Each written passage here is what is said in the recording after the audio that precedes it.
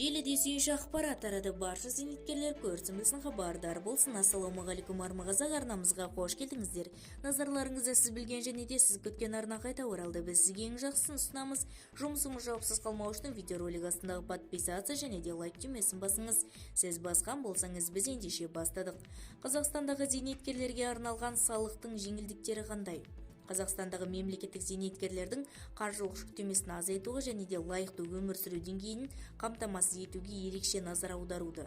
Елде бұл мақсаты туралы әлеуметтік және де экономикалық бастамалар іске асырылып, егде жастағы азаматтардың әл-ауқатын қорғауға бағытталған жүйелі саясат жүргізілуде. Салықтық жеңілдіктердің маңызы зейнеткерлерге салық салу саласындағы бірқатар жеңілдіктер менен босатулар қарастырылған. Бұл шаралар азаматтардың әлеуметтік қорғалуын арттырып, күнделікті тұрмыс шығындарын азайтуға мүмкіндік береді.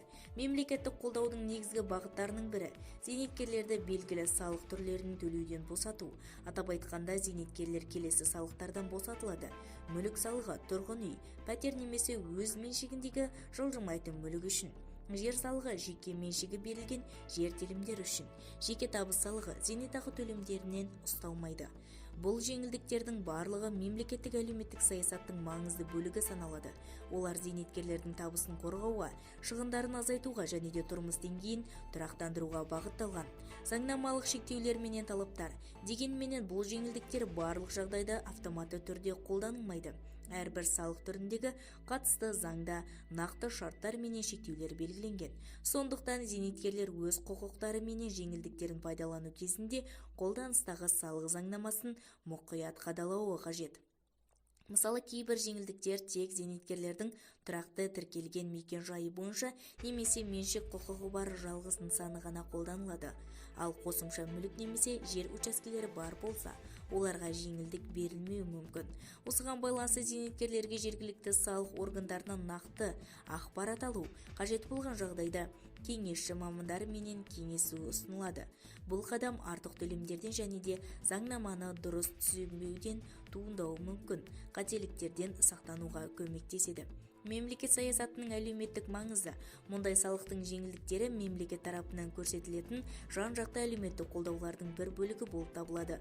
Қазақстандағы үкімет жыл сайын зейнетақы жүйесіндегі жетілдіру, әлеуметтік төлемдерді арттыру және де салық салу тетіктерін оңтайландыру бағытында түрлі бағдарламалар қабылдауда.